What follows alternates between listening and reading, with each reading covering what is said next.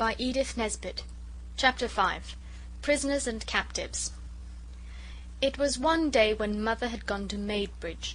She had gone alone, but the children were to go to the station to meet her. And loving the station as they did, it was only natural that they should be there a good hour before there was any chance of Mother's train arriving, even if the train were punctual, which was most unlikely. No doubt they would have been just as early, even if it had been a fine day, and all the delights of woods and fields and rocks and rivers had been open to them. But it happened to be a very wet day, and, for July, very cold. There was a wild wind that drove flocks of dark purple clouds across the sky, like herds of dream elephants, as Phyllis said. And the rain stung sharply, so that the way to the station was finished at a run. Then the rain fell faster and harder, and beat slantwise against the windows of the booking office and of the chill place that had general waiting room on its door. "It's like being in a besieged castle," Phyllis said. "Look at the arrows of the foe striking against the battlements." "It's much more like a great garden squirt," said Peter. They decided to wait on the upside, for the down platform looked very wet indeed, and the rain was driving right into the little bleak shelter where down passengers have to wait for their trains. The hour would be full of incident and of interest, for there would be 2 up trains and 1 down to look at before the one that should bring Mother back. "Perhaps it'll have stopped raining by then," said Bobbie. "Anyhow, I'm glad I brought Mother's waterproof and umbrella." They went into the desert spot labelled General Waiting Room, and the time passed pleasantly enough in a game of advertisements. You know the game, of course. It is something like Dumb Crambo.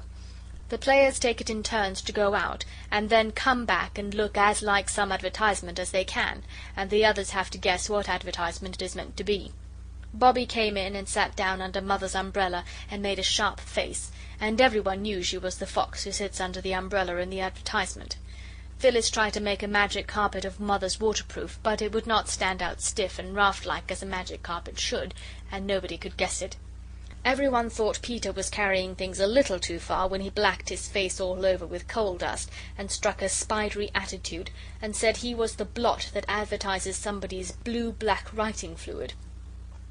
It was Phyllis's turn again, and she was trying to look like the Sphinx that advertises what's-his-name's personally conducted tours up the Nile when the sharp ting of the signal announced the up train. The children rushed out to see it pass. On its engine were the particular driver and fireman, who were now numbered among the children's dearest friends. Courtesies passed between them. Jim asked after the toy engine, and Bobbie pressed on his acceptance a moist, greasy package of toffee that she had made herself. Charmed by this attention, the engine driver consented to consider her request that some day he would take Peter for a ride on the engine. "Stand back, mates," cried the engine driver suddenly, "and off she goes." And sure enough, off the train went. The children watched the tail lights of the train till it disappeared round the curve of the line, and then turned to go back to the dusty freedom of the general waiting room and the joys of the advertisement game. They expected to see just 1 or 2 people, the end of the procession of passengers who had given up their tickets and gone away. Instead, the platform round the door of the station had a dark blot around it, and the dark blot was a crowd of people. "Oh," cried Peter, with a thrill of joyous excitement, "something's happened! Come on!" They ran down the platform. When they got to the crowd they could, of course, see nothing but the damp backs and elbows of the people on the crowds outside. Everybody was talking at once. It was evident that something had happened. "It's my belief he's nothing worse than a natural," said a farmerish-looking person. Peter saw his red, clean-shaven face as he spoke. "If you ask me, I should say it was a police court case," said a young man with a black bag. "Not it, the infirmary more like." Then the voice of the station master was heard, firm and official. "Now then, move along there. I'll attend to this, if you please." But the crowd did not move. And then came a voice that thrilled the children through and through, for it spoke in a foreign language, and what is more, it was a language that they had never heard. They had heard French spoken, and German. Aunt Emma knew German, and used to sing a song about bedeuten and zeiten and bin and sin. Nor was it Latin. Peter had been in Latin for 4 terms. It was some comfort, anyhow, to find that none of the crowd understood the foreign language any better than the children did. "What's that he's saying?" asked the farmer heavily. "Sounds like French to me," said the station master, who had once been to Boulogne for the day. "It isn't French," cried Peter. "What is it then?" asked more than one voice. The crowd fell back a little to see who had spoken, and Peter pressed forward so that when the crowd closed up again he was in the front rank. "I don't know what it is," said Peter, "but it isn't French. I know that." Then he saw what it was that the crowd had for its centre. It was a man. The man, Peter did not doubt, who had spoken in that strange tongue. A man with long hair and wild eyes, with shabby clothes of a cut Peter had not seen before. A man whose hands and lips trembled, and who spoke again as his eyes fell on Peter. "No, it's not French," said Peter. "Try him with French, if you know so much about it," said the farmer man. "Parlez-vous français?" began Peter boldly, and the next moment the crowd recoiled again, for the man with the wild eyes had left leaning against the wall, and had sprung forward and caught Peter's hands, and begun to pour forth a flood of words which, though he could not understand a word of them, Peter knew the sound of. "There," said he, and turned, his hands still clasped in the hands of the strange shabby figure, to throw a glance of triumph at the crowd. "There, that's French." "What does he say?" "I don't know." Peter was obliged to own it. "Here," said the Station Master again, "you move on if you please. I'll deal with this case." A few of the more timid or less inquisitive travellers moved slowly and reluctantly away, and Phyllis and Bobbie got near to Peter. All three had been taught French at school. How deeply they now wished that they had learned it. Peter shook his head at the stranger, but he also shook his hands as warmly and looked at him as kindly as he could. A person in the crowd, after some hesitation, said suddenly, "No comprenny," and then, blushing deeply, backed out of the press and went away. "Take him into your room," whispered Bobbie to the Station Master. "Mother can talk French. She'll be here by the next train from Maidbridge."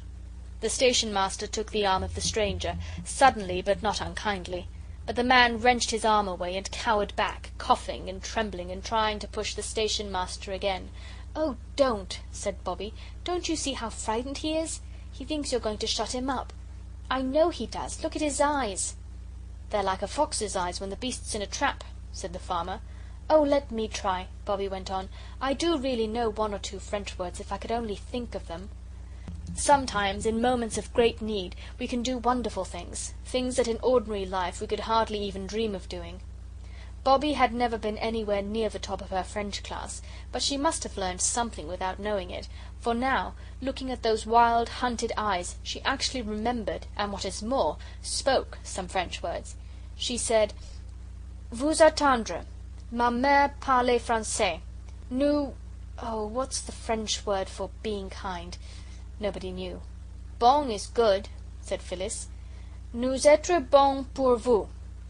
I do not know whether the man understood her words, but he understood the touch of the hand she thrust into his, and the kindness of the other that stroked his shabby sleeve. She pulled him gently towards the inmost sanctuary of the Station Master.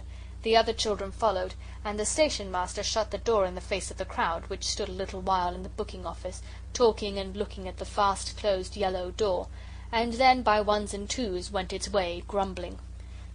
Inside the Station Master's room, Bobbie still held the stranger's hand and stroked his sleeve. "Here's a go," said the Station Master. "No ticket. Doesn't even know where he wants to go. I'm not sure now but what I ought to send for the police." "Oh, don't," all the children pleaded at once. And suddenly Bobbie got between the others and the stranger, for she had seen that he was crying. By a most unusual piece of good fortune she had her handkerchief in her pocket. By a still more uncommon accident the handkerchief was moderately clean. Standing in front of the stranger, she got out the handkerchief and passed it to him so that the others did not see. "Wait till Mother comes," Phyllis was saying. "She does speak French beautifully. You'd just love to hear her." "I'm sure he hasn't done anything like you're sent to prison for," said Peter. "Looks like without visible means to me," said the Station Master. "Well, I don't mind giving him the benefit of the doubt till your mamma comes. I should like to know what nation's got the credit of him, that I should." Then Peter had an idea. He pulled an envelope out of his pocket and showed that it was half full of foreign stamps. "Look here," he said, "let's show him these."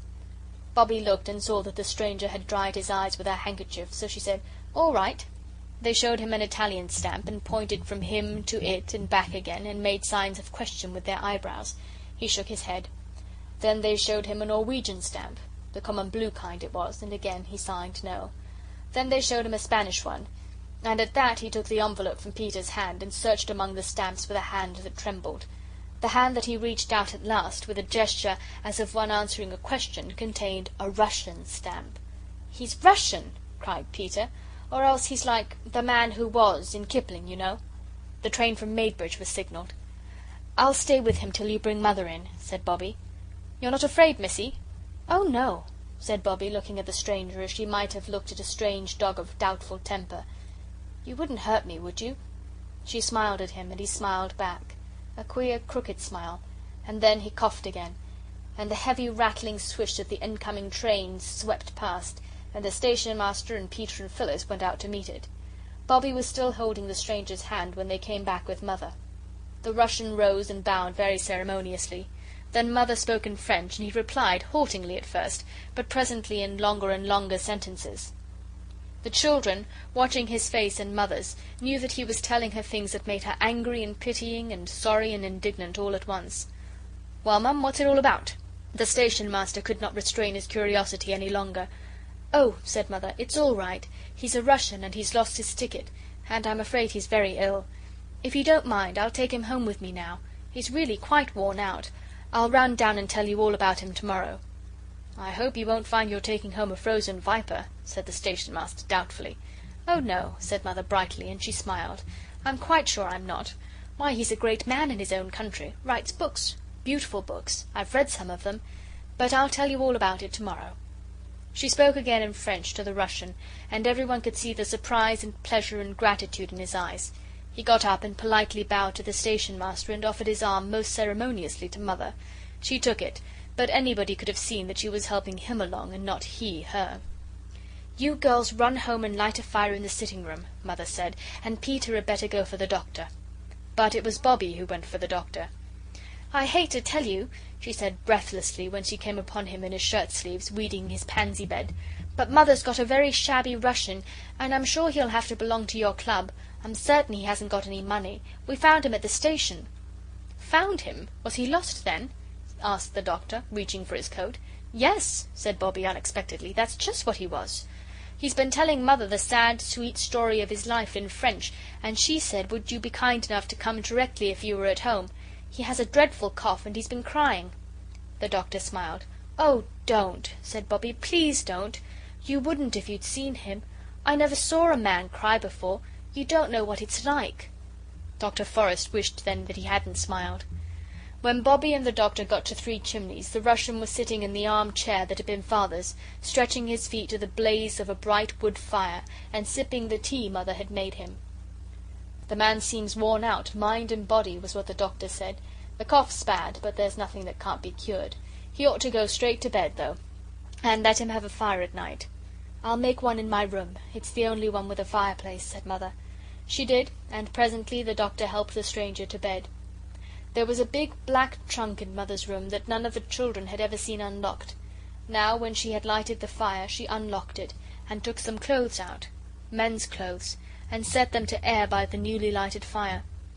Bobbie, coming in with more wood for the fire, saw the mark on the nightshirt, and looked over to the open trunk. All the things she could see were men's clothes, and the name marked on the shirt was Father's name.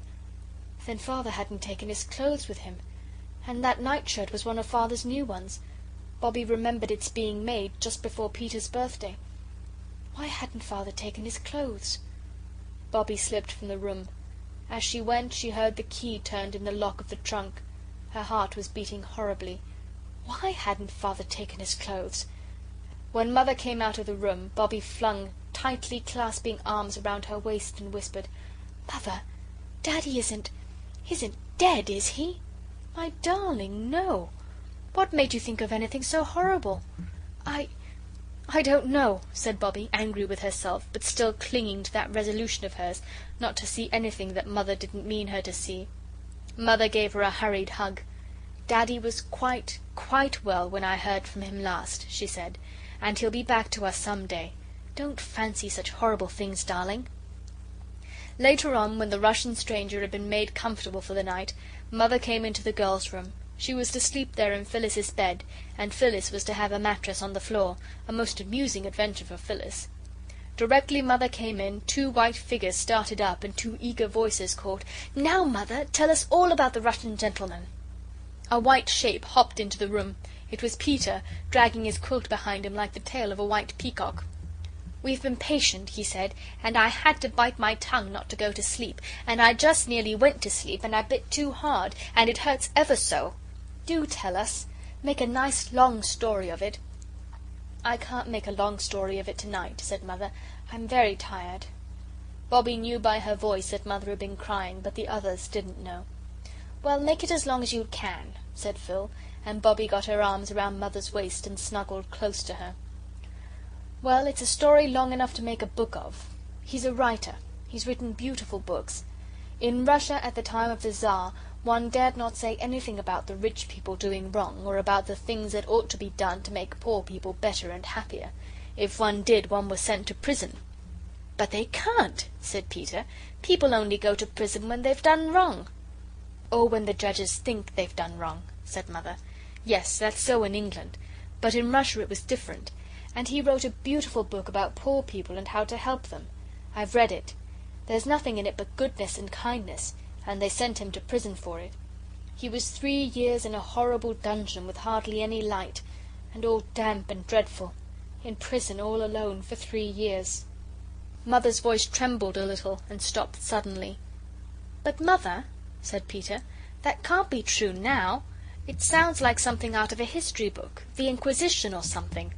"It was true," said Mother. "It's all horribly true. Well, then they took him out and sent him to Siberia, a convict chained to other convicts, wicked men who'd done all sorts of crimes, a long chain of them, and they walked and walked and walked for days and weeks, till he thought they'd never stop walking. And overseers went behind them with whips, yes, whips, to beat them if they got tired. And some of them went lame, and some fell down, and when they couldn't get up and go on, they beat them and then left them to die. Oh, it's all too terrible. And at last he got to the mines, and he was condemned to stay there for life, just for writing a good, noble, splendid book. How did he get away? When the war came, some of the Russian prisoners were allowed to volunteer as soldiers, and he volunteered, but he deserted at the first chance he got, and "But that's very cowardly, isn't it?" said Peter, "to desert, especially when it's war." "Do you think he owed anything to a country that had done that to him? If he did, he owed more to his wife and children. He didn't know what had become of them." "Oh," cried Bobbie, "he had them to think about and be miserable about too, then, all the time he was in prison?"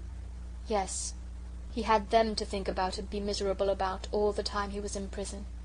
For anything he knew, they might have been sent to prison too. They did those things in Russia.